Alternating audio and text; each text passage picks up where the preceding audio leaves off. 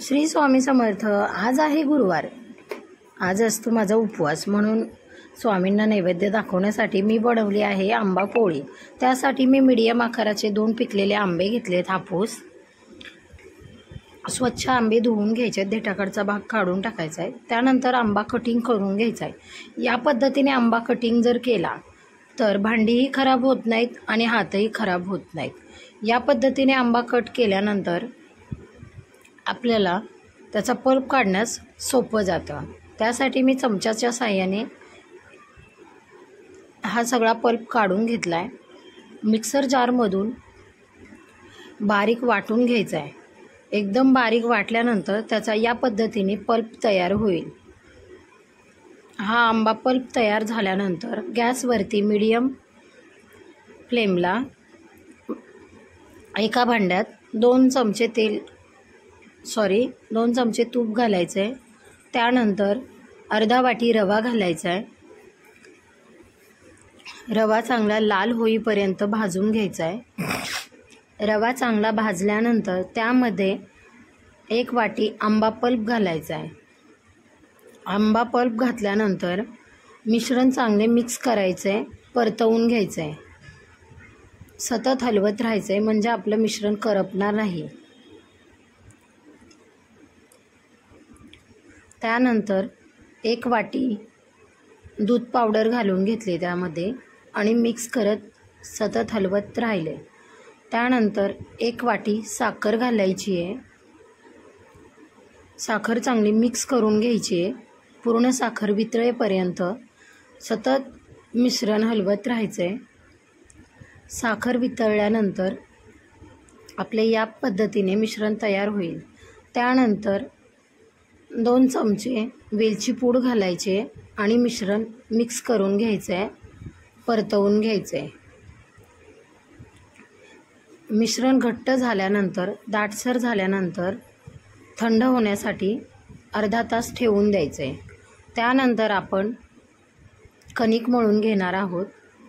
2 वाटी गव्हाचं पीठ, त्यानंतर अर्धा चमचा मीठ आणि अर्धा चमचा हळद पाणी घालून मिक्स करून घ्यायचं आहे।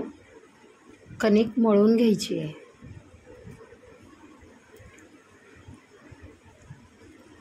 कणिक जास्त पातळ मळायची नाही आहे, कारण आपले ऑलरेडी मिश्रण थोडे पातळच राहते। त्यामुळे आपल्याला थोडंसं घट्टसर पीठ मळायचं आहे। त्यानंतर थोडंसं तेल घालून एकदम मऊसूत कणिक करून घ्यायची आहे। कणकेचा गोळा झाल्यानंतर अर्धा तास कणिक भिजत ठेवायची आहे झाकण ठेवून। अर्ध्या तासानंतर आपली कणिक चांगली भिजलेली आहे आणि मिश्रणही चांगले भिजलेले आहे। त्यानंतर कणकेचा मीडियम आकारात गोळा करून घ्यायचा आहे। त्यामध्ये आपण बनवलेले मिश्रण घालायचे आणि गोळा बंद करून घ्यायचा आहे। त्यामध्ये हवा राहून द्यायची नाही। हवा जर राहिली तर आपली पोळी फुटण्याची दाट शक्यता असते। पिठी लावून आपली पोळी हलक्या हाताने लाटून घ्यायची आहे।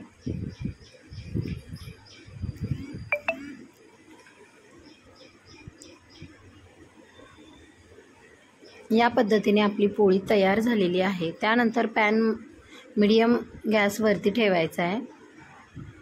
1 चमचा तूप घालून त्यानंतर आपली पोळी पॅनमध्ये टाकायची आहे।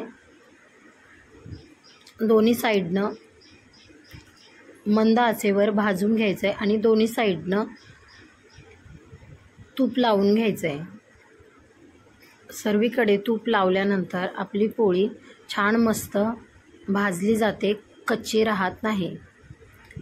हे बघा, अशा पद्धतीने आपली पोळी तयार होईल। सर्व पोळ्या मी या पद्धतीने बनवून घेतल्या। एकदा नक्की ट्राय करा, खूप छान लागते। अशा पद्धतीने सर्व पोळ्या बनवून झाल्यानंतर तूप आणि दूध यासोबत खाऊ शकता। खूप छान लागते। चॅनलला आत्तापर्यंत सबस्क्राईब केलं नसेल तर माझ्या चॅनलला सबस्क्राईब करा, माझे व्हिडिओ शेअर करा बेल आयकॉनचं बटन क्लिक करा, म्हणजे माझे संपूर्ण व्हिडिओ तुमच्यापर्यंत पोहोचतील. धन्यवाद. श्री स्वामी समर्थ. स्वामींचा नैवेद्य तयार आहे. श्री स्वामी समर्थ. अवधूत चिंतन श्री गुरुदेव दत्त.